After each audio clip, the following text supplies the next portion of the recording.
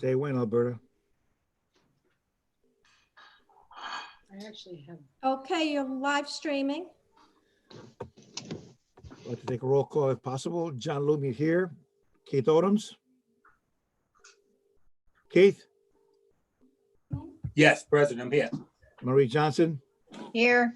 Peggy Kellen. Here. Mike Lopez. Here. Linda Rappaport. Yes, President, I'm here. Linda Rappaport. Here. Rob Rubin. On the phone, but here. Eddie Schlesauer. Present. James Spencer. President. James Spencer. President. Can you please stand up for the pledge of allegiance, please? And also remain standing to honor 5 board members who passed away: Patricia Pennington, Francis Cook, Joseph Murray, Darryl Mazzocchi, and Nicholas Romano. I pledge allegiance To the flag of the United States of America, America. and to the And to the republic republic which it which it stands, stands, one one nation, nation, under God, indivisible, indivisible, with liberty and with liberty and justice justice for all.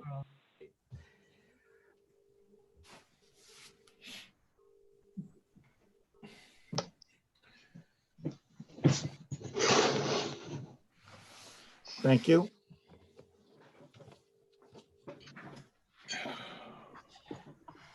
(3.01) Superintendent recommended budget presentation, 45 minutes. Jose, it's all yours.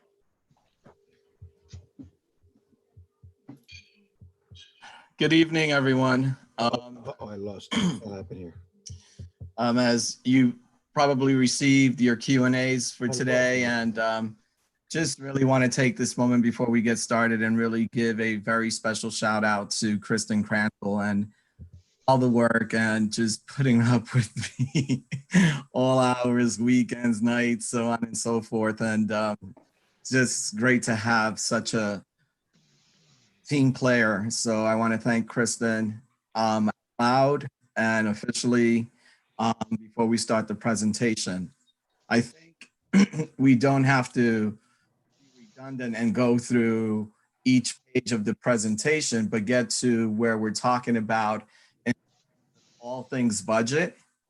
So if we can just go down to where it talks about all things budget, and you see there that the budget vote is postponed until at least June 1 per the New York State Governor. The property tax report card still reflects a due date of April 27, 2020.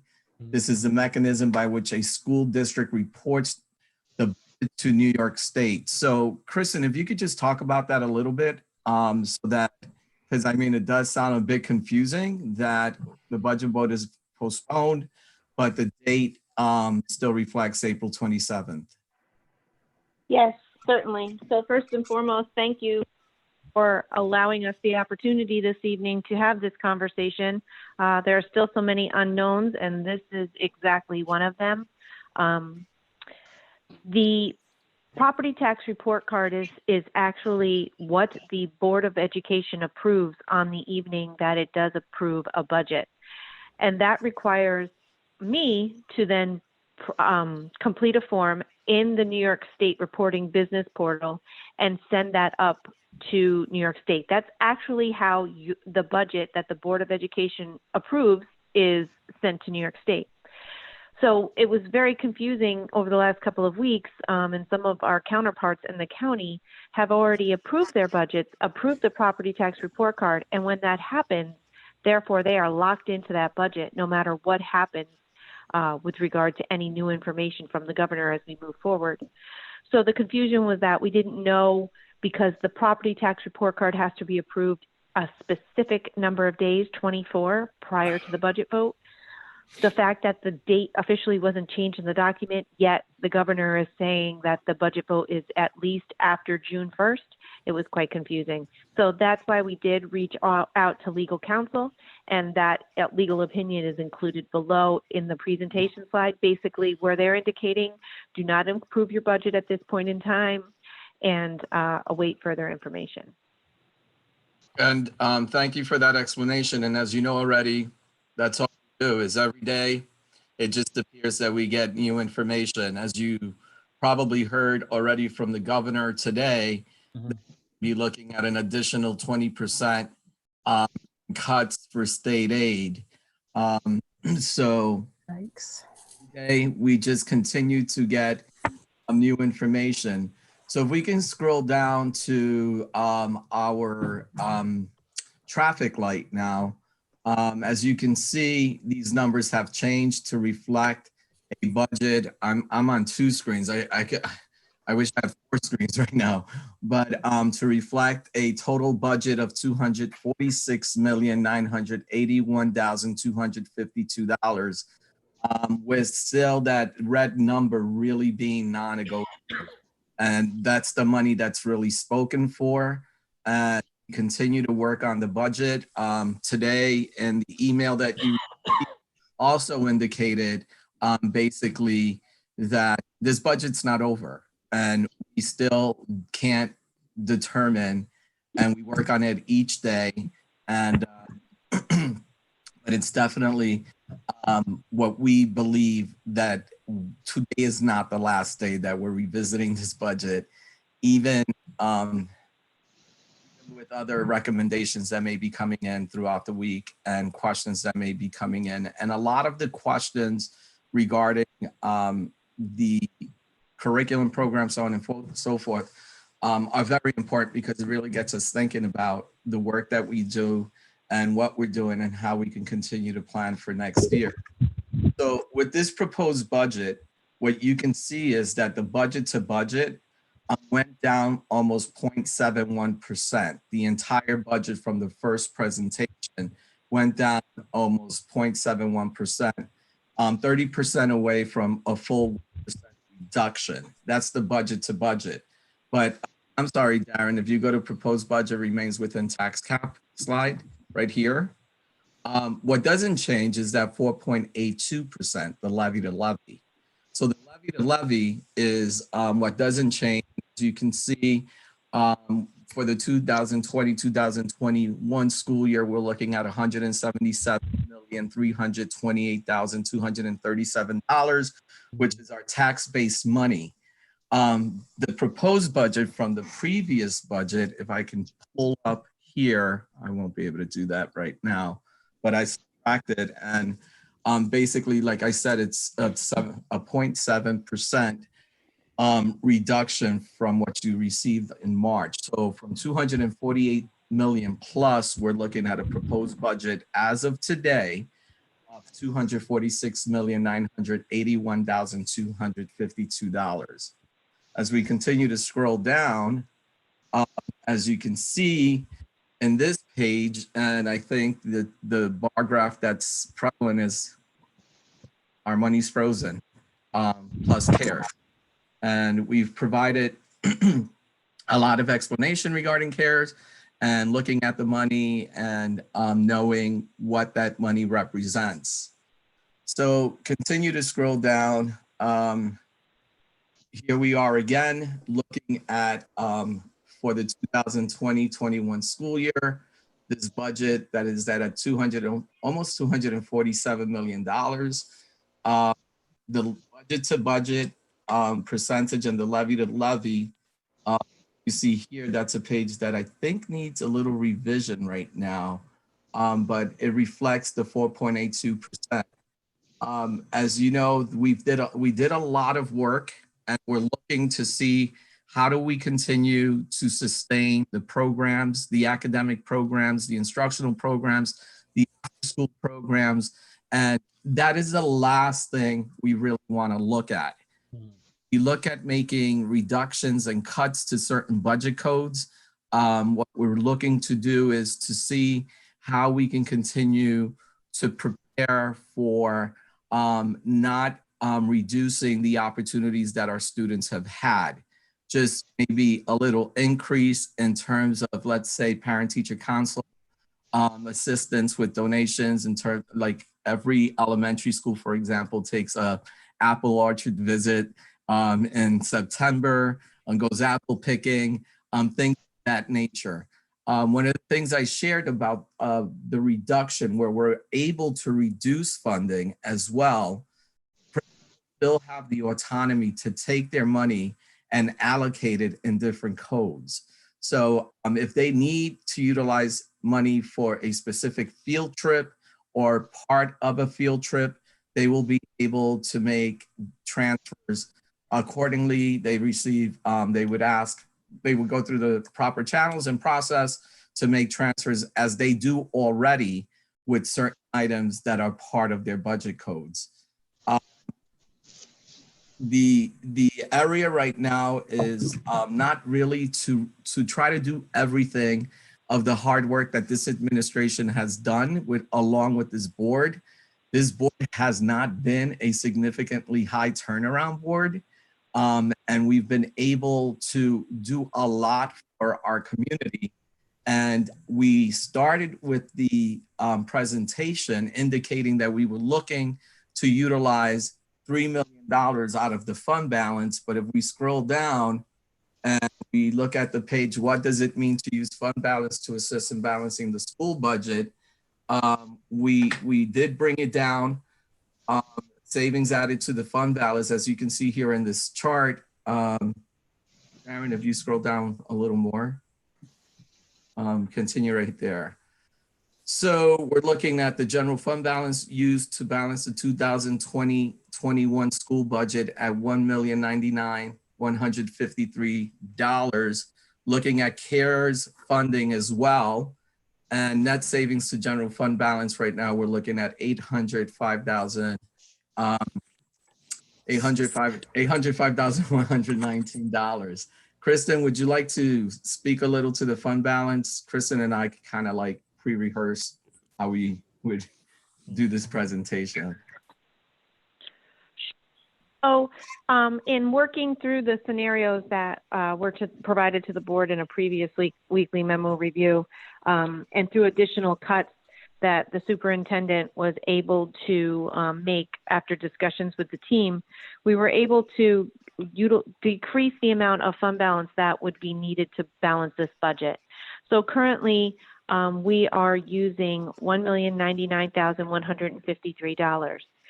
The full $3 million will come from the capital fund prior to the end of this school year. So at the end of June, there will be $3 million that will have been transferred from the capital fund. None of that money was ever approved by voters for a capital project. This was 100% general fund revenues that were expenditures and revenues that were transferred to the capital fund in case of need.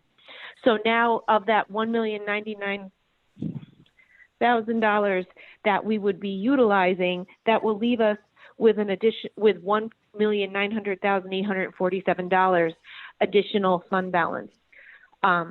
Even if we are to have the CARES money withdrawn, which again, based on the news that came today from the governor, again, you know, everything is changing so quickly, we would still have a net savings to fund balance of $805,119.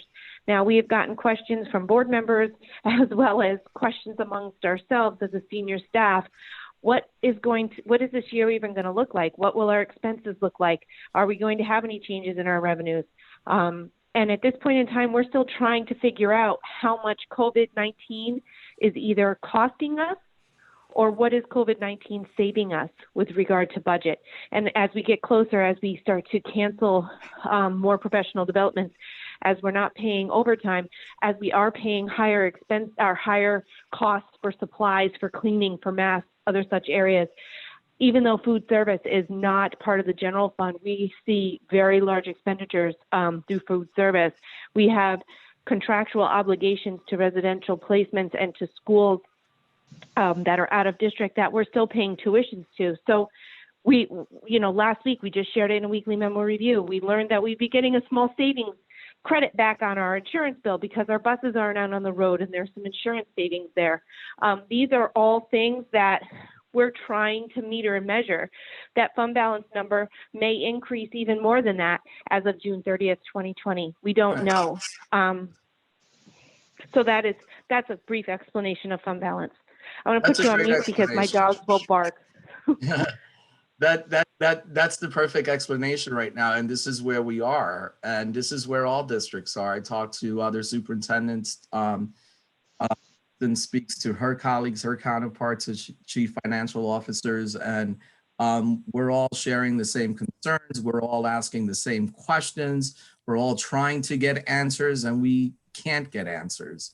So as moving forward and looking at these contractual obligations, we also still have where our deputy superintendent, Dr. Dwight Bonk, and our assistant superintendent for curriculum and instruction, Dr. Michelle Cardwell, contractual obligations to continue to support in-service courses that are probably taking place online, as well as other items to the professional growth that teachers are required to have under my learning plan. So those are other areas that are still in effect. So school is still running at this point. When the county made a determination to close the schools, that's when we developed some memorandum of agreement at that point because no one knew what this meant. And a lot of districts were electing to pay time and a half to those essential workers that were coming in. This meeting today really reopened, I'm using my fingers to say in quotes, open schools with our memorandums of agreements to really try to create a new normal the best that we can. As far as continue reduction to the budget, I think in today's response to the Board of Education, that's where we are. Like we do believe that if this reduces, if we're gonna get 20% less state aid from the frozen number that we already have, we're looking at another $1,500,000, $1.5 million in cuts. So and added reductions to this budget. So we don't know how the vote is going to take place. There's a lot of talk also about having, if you stay within the tax cap, that they may just approve those budgets and only those that require votes will be those that are districts that are thinking of piercing the tax cap. In addition to that, one of the scariest things too, that if the social distancing still has to continue and they're not going to allow for people to physically come in to vote in our schools, then we're also looking at sending out 45,000 ballots for Wapanger Central School District. That is a lot of money that we're talking about that can impact also our budget in the opposite direction. So we're hoping for savings. We're hoping, during this pandemic that between substitutes not really reporting in, I can tell you right now, which is the irony to this too, we, with the Office of Human Resources, there's been a 13% reduction in daily attendance from teachers and other staff members in terms of working remotely. So right now, the question is, this is the recommended budget from the superintendent to the Board of Education, and it's at $246 million plus. But I can tell you from starting tomorrow, again, we may be looking once again to making further reductions. And if there's a recommendation to do that, what the team is really trying to do, and the meeting that we had again today discussing, we feel very strongly that we should not create a disruption to our educational program as best we can at this point. So the superintendent's, the expense breakdown As you can see here, of the $246 million is broken into salaries, BOCES, textbooks, contractual, debt services, benefits, debt services and transfers, benefits and supplies. As I said, these pie charts in terms of the breakdown, almost 90% of this budget is truly spoken for, and just under 3% is where we're able to try to continue to make reductions. The breakdown, again, of this budget, as you can see, 1.96% fund balance, 4.82% is the tax levy increase, receiving from our taxpayers 67.33%, and hopefully this number does not change, and maybe we can get something happening where we can get an increase in state aid. So that's our presentation. President Lumia. Any questions by any board member? You have to John. speak because I cannot see you in touch. You have to speak up. Rob Rubin. Yes, Rob. Rob Rubin. Yes, Robert. I would just, one of the things I would hope Mr. Carrion and Kristen would be reviewing is the amount of money that we spend on SROs. That is probably something that may be something to, that would be decreasing in our current expenditures anyway.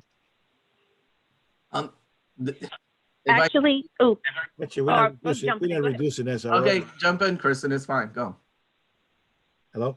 I'm going to Kristen. say that actually, with regard to the SROs that Mr. Rubin brought up, they are actually still on contract and actually are still reporting to the school buildings and have taken action in a couple instances where there was an issue specifically at John Jay.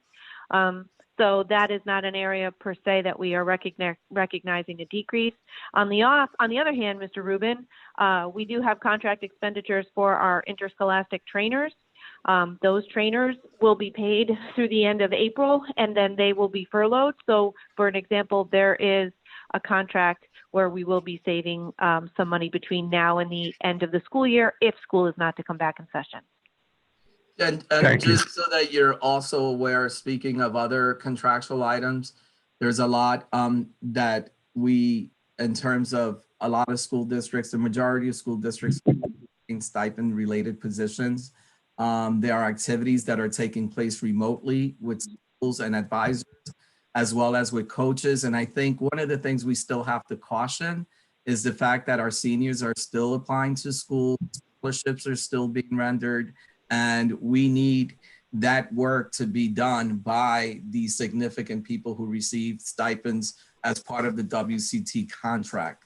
So when we're looking at the teachers, there really isn't any area right now to start reducing or taking away or saving money from that perspective.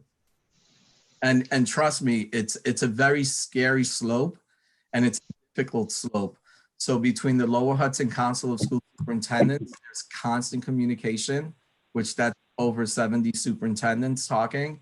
And then there's the Dutchess County superintendents who are really communicating, and we meet what, you know what I mean by meet, we meet once a week, we have our meetings, and also probably communicating almost every day via email, asking questions, trying to get answers, figuring things out.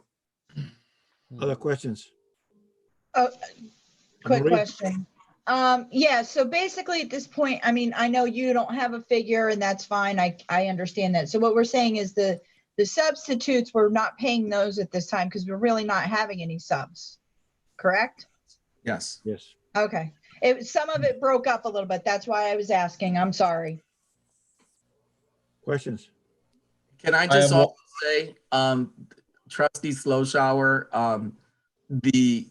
when we got out of the meeting, Kristen and I spoke for a length of time, and a lot of that you said was really on point. And looking on the fund, but really not trying to utilize the fund balance, and that's the work that we have really we continue to look at, but want to also show and raise the fund balance as we continue to make these reductions. And I appreciate the efforts, as I said in my email to both of you, for taking that concern very seriously and trying to minimize that number as best as possible. I just had a quick follow-up question for fund balance, just if Kristen could confirm.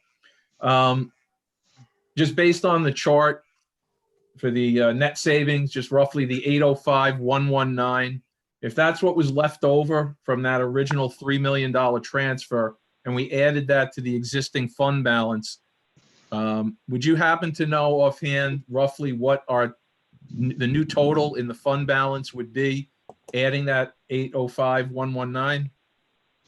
We would be close to $10 million, excluding any other type of activity that in the undesignated or the unreserved fund balance. Remember though, we're taking a number from June 30th, 2019 financial statements. We haven't taken any activity into the 19-20 school year. That's going to be a plus or minus because that fund balance is an accumulation. Right. That was my next follow-up. Obviously, money's not spent from the time of closure through the end of the year, less expenses that you had mentioned, food costs and obligations that we have. Anything that's left over is going to then be transferred as its theoretically excess revenue after expenses would then be transferred to fund balance. So we could be another, I'm making up a number, I don't know, $1 million, $2 million, whatever. So that $10 million number obviously will increase in terms of funds that were not spent, less expenses that we're taking care of currently. Would that be an accurate? Okay, and you are jumping also 13, 14 months into the future. So we are at June 30th, 2020.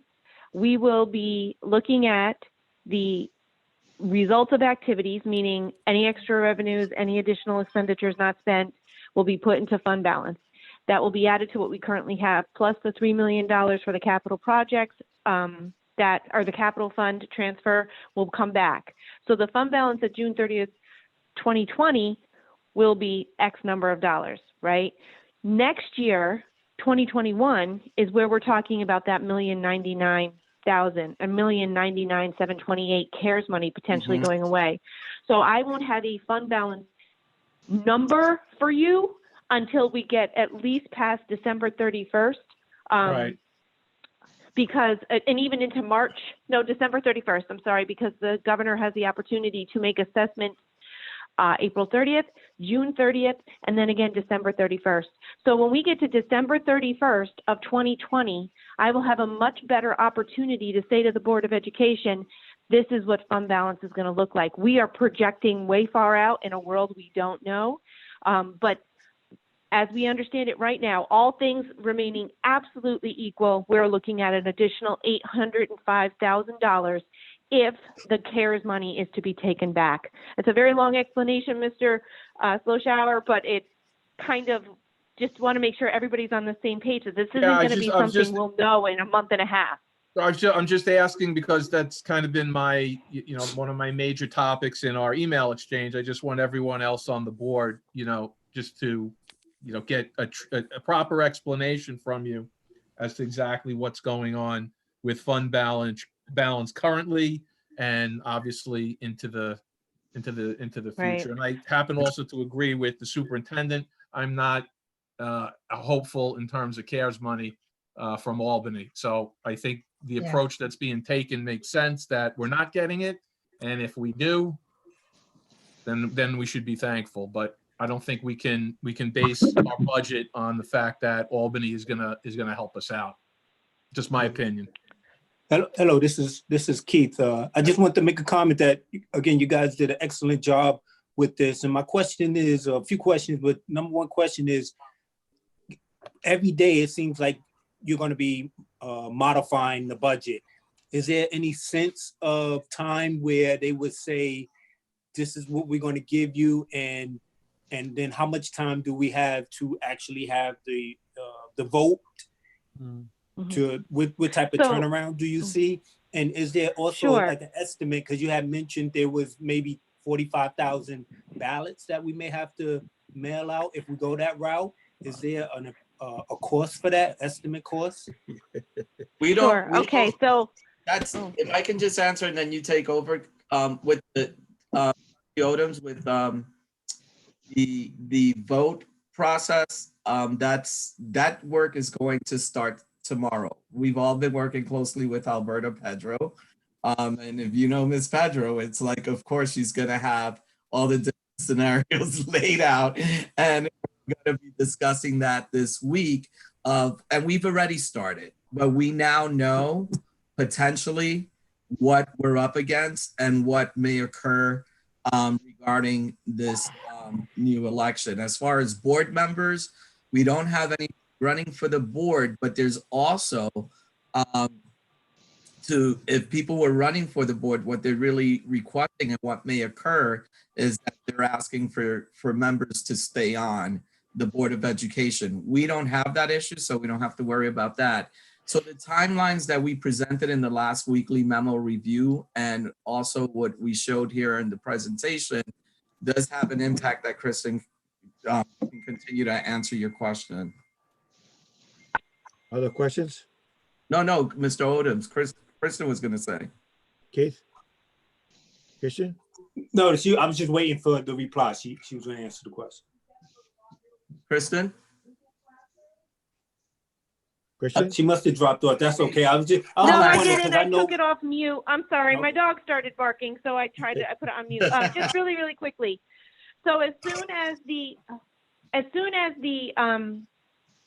date for an election or the process gets defined, that's when we'll start to get the information that says, okay, now we have X number of days to do the following. And it all really depends on what's going to end up happening.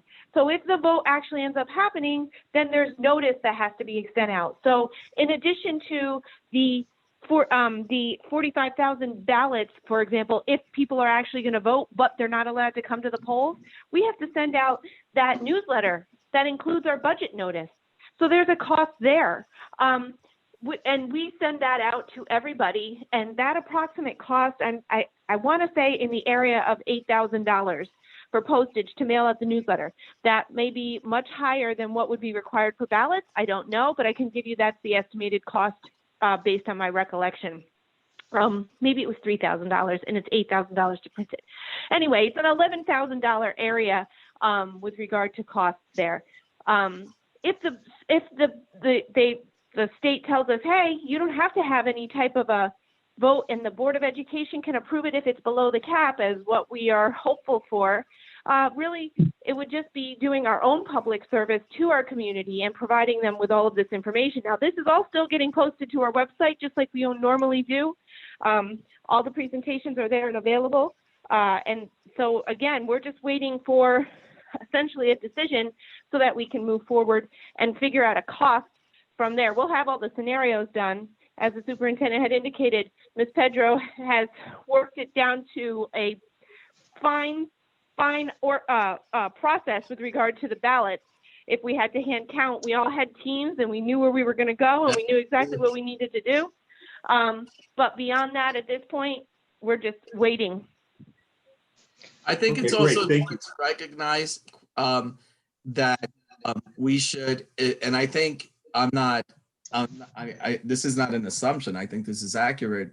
It's going to be the same members, same members to look at budgetary process as not that it's over just because with this presentation, but that we roll into July. And the same way, one of the things that we talked about is the same way there's the committee reports out, that we would have a report out so that the public is not, and I'll just say it out there, like if we have to review, if the board says and elects and says, Superintendent Carrion and your team, please look and see what it would cost, make a report what it would cost to close a school. Let's just say that as an example.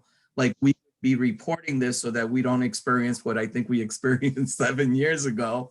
But the level of transparency going forward and reporting out each time. I don't see this as a separate budget, because I think that as we try to save and try to protect our fund balance, at the same time, it's not a one-step process. It's not a one-phase process.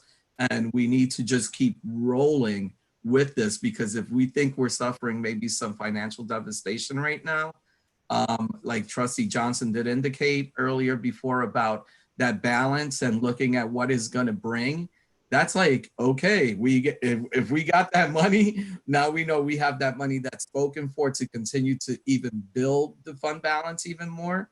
But at the same time, what does that still mean? Okay, so we don't want the public to think, oh, they got much more fund balance, they got more savings, but that we still are not considering to making some significant cuts next year as we continue to move forward. So I don't see this as a 2020-21 presentation. I see this more as a 2020 to 2022 presentation of things just keep going with the momentum of what this implies for Wappingers.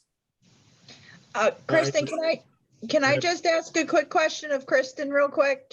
I wanted to make sure I understood something she was talking about. You were talking about the mail outs to inform everybody. We do that every year anyway. And I think this is something maybe Mr. Lokema could actually answer. That was something we were talking about. We send out that pamphlet every year. So it would just be a matter of revising how all the information we would put in it, I think, if we had to do that for advising the public, correct? Of what the balance would be? But then they have to mail it back. You have to send mailers, you have to send back. I don't think So she's talking it's about two, Send ballots out. it's two different things. So we You're have, talking about, all right, I thought you were talking about the two different things as far as you would have to mail the ballot, but then we'd also still have to mail the insert That's that correct. we do every year, informing them That's of what the correct. budget is and everything else. that's So correct. that's still That's in there. correct, So it because- would just be the additional for the Additional ballot ballots. itself. No, Yes. no. No. We have to send out the annual budget notice a specific number of days prior to the vote, right?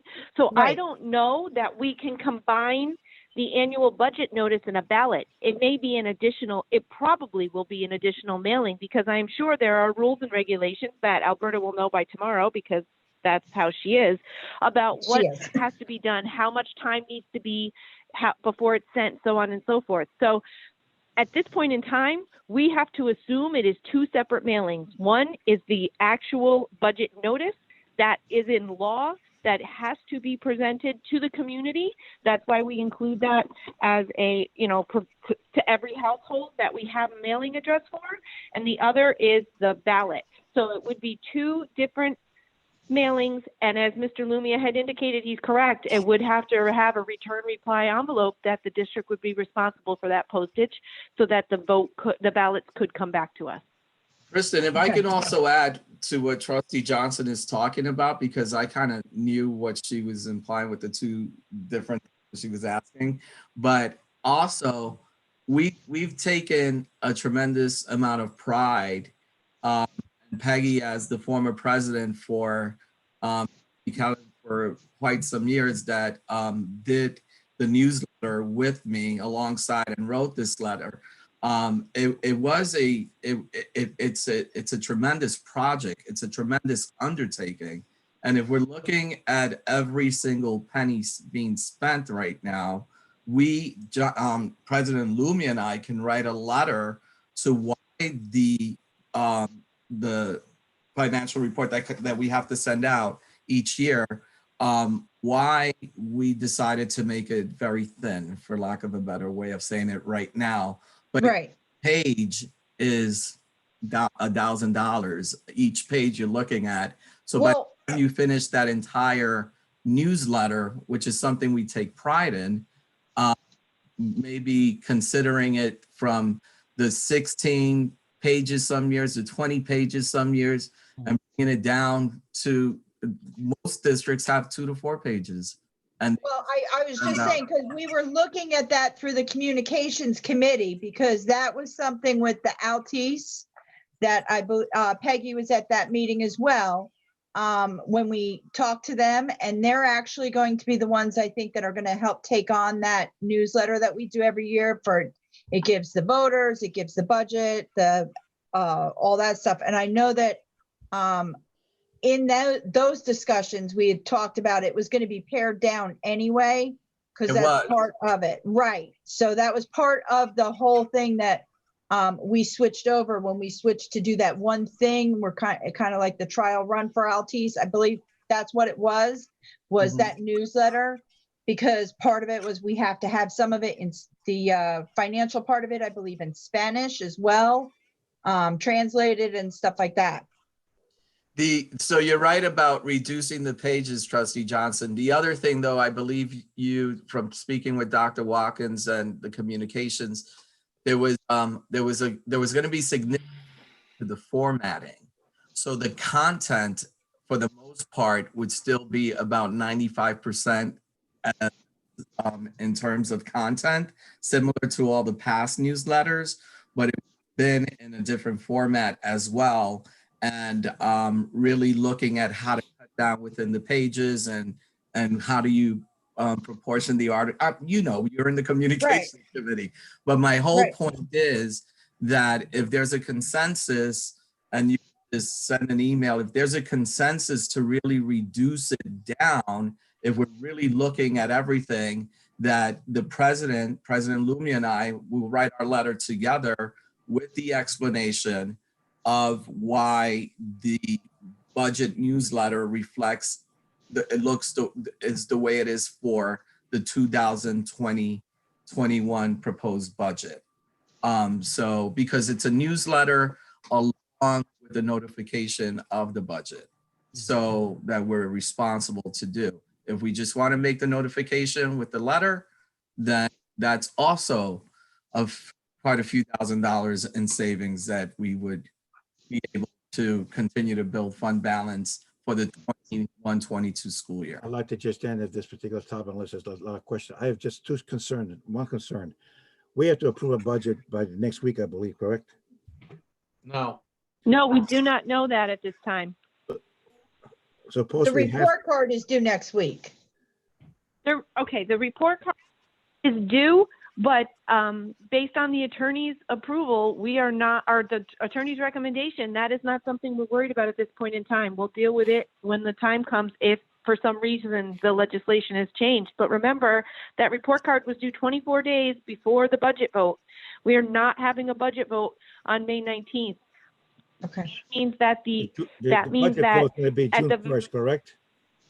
No, we do not know. It's any time. No, we do not know. It is any time after June 1st. So if you look at that timeline that we provided in the weekly memo review, the assumption that it was going to be June 2nd, that meant that we needed to, I believe, approve the budget by May 15th. Okay. Again, that's all arbitrary because we don't know. So we could tell you next week that the governor is telling us that there isn't going to be a budget vote. Then we just come to you for approval, and it becomes what we will be living by. That'll be our spending plan for next year. Or the governor comes back and says the budget vote's going to be on June 13th. Well, then we start the process as far as we know, as we understand it at this point in time. Of course, that could all be up in the air too, So at this point, we don't have a date. We are anticipating, I believe, based on what the superintendent, and please correct me if I'm wrong, that every opportunity we have, we will be giving you whatever updated information we have available to us. So next Tuesday, we have another meeting. It is a full meeting. If we have new information to share, I believe we will be sharing that information as we do through weekly memo reviews as well. Right now, hands are tied. All right. And any additional questions before we go on to the next item on the agenda? Can I just say something quickly too, Alberta? If we can also talk about just because of all these what if situations, these scenarios, if we can just get out from each board member what date from here to June that you may not be available. I know that's like, well, I think we're all pretty much available, stuck at home, but overall, if there's some significant dates, at least we know that what we're trying to get at is that we're ready to have a meeting where it involves all 9 board members. If the state pops up with something that it's not scheduled for one of our board meetings, we're ready to go. So if there's any like date that for any of the Board of Education members that are absolutely off the calendar, it would be great for us to know. And if by knowing that and we get that information, then we can make the assumption that you are available for an emergency board meeting regarding these updates that come from the State Education Department to discuss whatever or vote on whatever that has to be decided. All right, at this point, I'd like to thank the superintendent and Christian for all the work they've done, not only in the budget, but also trying to answer all the board questions. All right, let's go on. Unless Oh, can I just say one more thing and that's it? And if you One want more thing and wanted that's to it. get it down to a full 1%, 0.71, we're talking about another $48,000 that I'm we sorry. tried to Say it find. again. Say it again, please. I didn't hear what you said. If we wanted to bring it down from 5.83% to 4.83%, where we originally started, budget to budget, that's a full 1%. Then we're looking at an additional $48,000. Okay, that's fine. Okay, that's 4.01 consent agenda. Is there anyone who wants to pull any item from the consent agenda? Hello? No, Okay, none, okay. Keith, you want No. to read it?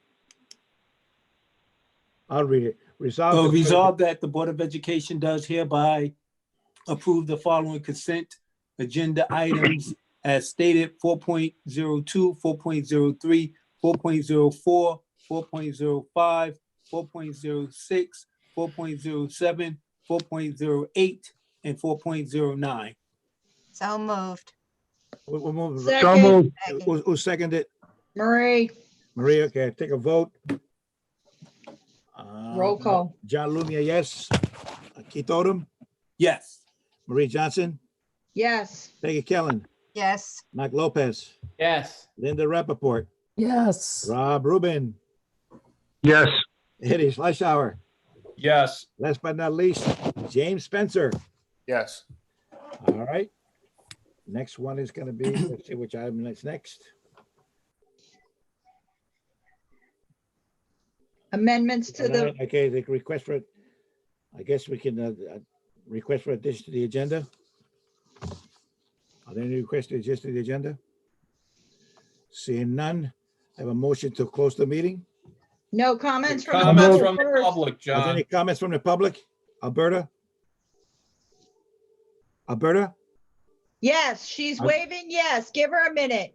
Okay. Thank you. Okay, we do have a comment.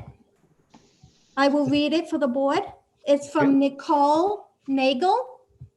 Her comment is, why would you propose an increase in a time like this?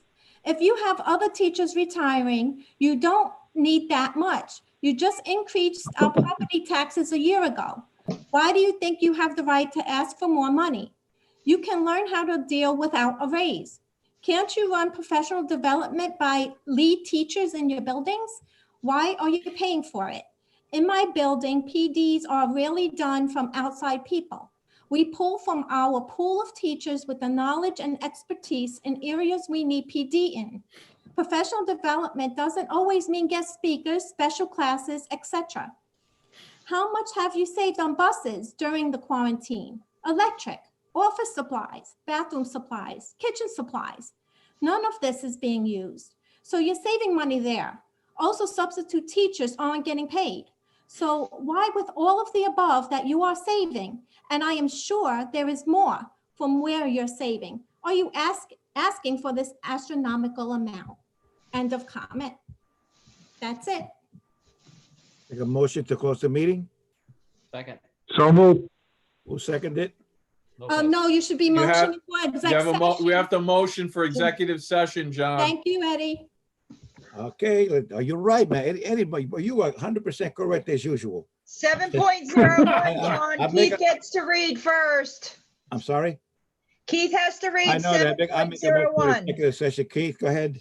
Resolved that the Board of Education does hereby motion to adjourn to executive session for the purpose of discussing 3 separate student matters which are protected by FERPA. The board will seek the advice of legal counsel, which is protected by attorney law privilege. The board will also discuss employment evaluations for board employees. After these discussions, the board will adjourn the meeting. There will be no further business or action taken by the board. All in favor? So moved. Yes. Second, Do I have to take attendance? Yes. Yes. Yeah, okay. John Lumiere, yes. Keith Odom, Yes. Marie Johnson, Yes. Maggie Kellen, Yes. Mike Lopez, Yes. Linda Rappaport, Yes. Rob Rubin, Yes. Eddie Schlesauer, yes. Ken Spencer. Yes. All right, let's go executive session. Just be mindful, you have to re-sign, okay? Have a good day. See you shortly. Goodbye. We have to re-sign in? Yes, you do. Okay.